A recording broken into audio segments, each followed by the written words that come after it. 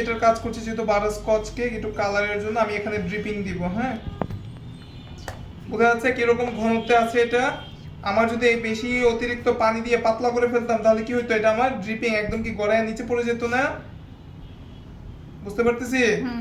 যদি বেশি পাতলা করতাম এটা কি গড়াইতে গড়াইতে একদম নিচে পড়ে যেত। সো নিচে পড়লে তো এটা আমার কি লুকিংটা নষ্ট হইতো বা দেখতে সুন্দর দেখা যেত না। আমার এটা যেরকম একটা সুন্দর দেখা যাচ্ছে, আমি এটা হচ্ছে উপরটা কভার করে দিব এখন। আপনারা পাইপিং জেলের সাথে যে কোনো ধরনের কালার ইউজ করতে পারবেন। এটা ট্রান্সপারেন্ট থাকে তো আপনি আপনার চয়েস অনুযায়ী যে কোনো ধরনের কালার এখানে ইউজ করতে পারবেন।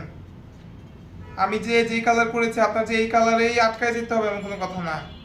এখানে তাহলে কোনো ফ্লেভার থাকবে না, ফ্লেভার প্রয়োজন পড়ে না আর কি। হ্যাঁ, আর আপনার যদি একান্তই দরকার পড়ে বা আপনার মনে হচ্ছে না আমার ফ্লেভার দরকার নিতে পারবেন। সেই কেকের সাথে তো এই কালারটাই চলে। হ্যাঁ, এটা তো ওইটা তো বাটারস্কচ অবশ্যই। কেক না,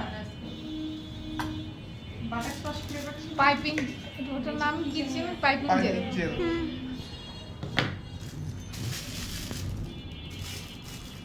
কেকটাতে বাটারস্কচ ইমলশন অ্যাড করেছিল না?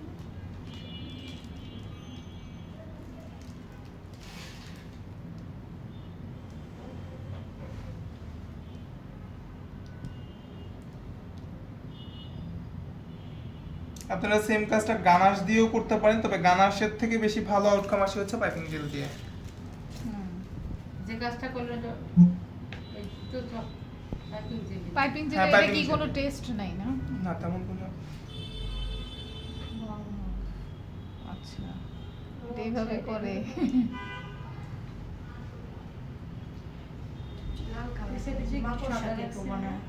স্পাইডারম্যান। হ্যাঁ, ওই যে ওটাও করে না। এটা হচ্ছে আপনার ওটা 6B একটা নজল দিয়ে আমি হচ্ছে একটা বর্ডার দিব। যদিও পাইপিং জেলের সাইডে বর্ডার দিতে গেলে আপনার হচ্ছে অনেক সময় হচ্ছে আপনার একটা স্লিপ কাটে, তাই যেটা করবেন যেই পাশে আপনি ক্রিম দিয়ে কাজ করবেন সেই পাশে পাইপিং জেলটা উঠায় নেবেন বা সেই পাশটা খালি রাখবেন, তো আপনার বর্ডার দিতে ইজি হবে। হ্যাঁ, এই দেখেন নড়ে যাচ্ছে, দেখা যায়? হ্যাঁ হ্যাঁ ও আচ্ছা, ফ্রিজে কিন্তু রেখে পাইপিং জেলটা তো এমনিই চলে যায়, তো খালি আর একটু ফ্রিজে রেখে করলে কি ফ্রিজে রাখলে কাজ হবে না, তো এরকমই থাকবে এটা।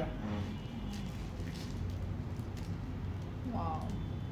স্লিপ করতেছে। আর যদি ক্রিম না ইউজ করে দাও তার না তো নাই, আমি হচ্ছে নিচে একটা ছোট্ট একটা বর্ডার দিব।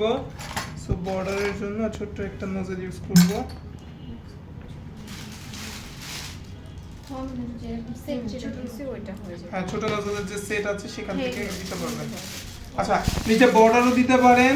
আচ্ছা, বর্ডার না দিয়ে যেহেতু এটা আমার আচ্ছা, বাটারস্কচ কেক, butter হ্যাঁ in যেহেতু butter। বাটারস্কচ আমি বাটারস্কচটাই সাইডে দিয়ে দিচ্ছি। হ্যাঁ এটা দেখতে ভালো দেখা যাবে বেশি। হ্যাঁ, বা তবে যখন আপনারা হচ্ছে কাজ করবেন অনেক সময় দেখা যায় আমরা আগের দিন কি ব্ল্যাক ফরেস্ট করেছিলাম না, চকলেট একদম গায়ের উপরে উঠাই দিয়েছিলাম না, ওরকম যদি করতে চান করতে পারবেন, তবে ওইটা ইনস্ট্যান্ট করে দিয়ে দিতে হবে।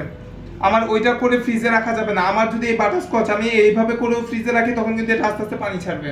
হ্যাঁ হ্যাঁ হ্যাঁ। এটা কি ক্যারামেল না, সেক্ষেত্রে কিন্তু এটা আস্তে আস্তে পানি ছাড়বে। সো অবশ্যই কাস্টমারকে বলে দিতে হবে যদি এরকম ডেকোরেশন চান সেটা অবশ্যই পানি ছাড়তে পারে। সো এটা দেখে ঘাবড়ানোর কিছু নাই, কাস্টমারকে আগে থেকে বলে দিতে হবে, ঠিক আছে? মানে এটা ফ্রিজে রাখলে ওটা মেল্ট হ্যাঁ। হয়ে যায় অনেক দ্রুত। আমি একটু একটা প্যালেট নেম দিয়ে ডেকোরেশনের সাথে সাথে মানে দিয়ে পাঠিয়ে দিতে হবে। হ্যাঁ, ইনস্ট্যান্ট ডেলিভারিতে পাঠিয়ে দিতে হবে। ফ্রিজে রাখলে কি মেল্টিং হয়ে যাচ্ছে? ফ্রিজে কেন, বাইরে রাখলে আস্তে বাইরে আস্তে যে আমার melt তো হয়ে melt যাবে। হয়েছে। তেলে যত কাজ আছে ফ্রিজে রাখলে আর গলিয়ে যায়। দেখছি না পাইপিং জেল না, আপনার হচ্ছে ওই যে ইয়াটা গলে যাবে, ক্যারামেলটা গলে যাবে বাটারস্কচের। হ্যাঁ, ক্যারামেলের কথা বলছি। এটা পাইপিং চিনি জেল স্ট্যান্ড। হ্যাঁ, ক্যারামেল না, চিনি এটা। চিনি না ভাইয়া এটা এক ধরনের কটকটি। ওই আর কি। আমরা ছোটবেলায় খাইছি বাদামের কটকটি। শিরা এখন বলে, হয়, চিনি এখন শিরা বলে আর কি। ওকে, এই হচ্ছে আমাদের ডেকোরেশন। মাশাআল্লাহ। এটা উপর থেকে নাও। হ্যাঁ। মিক্স থাকে না ভাইয়ের এটা স্টপ। শেষ।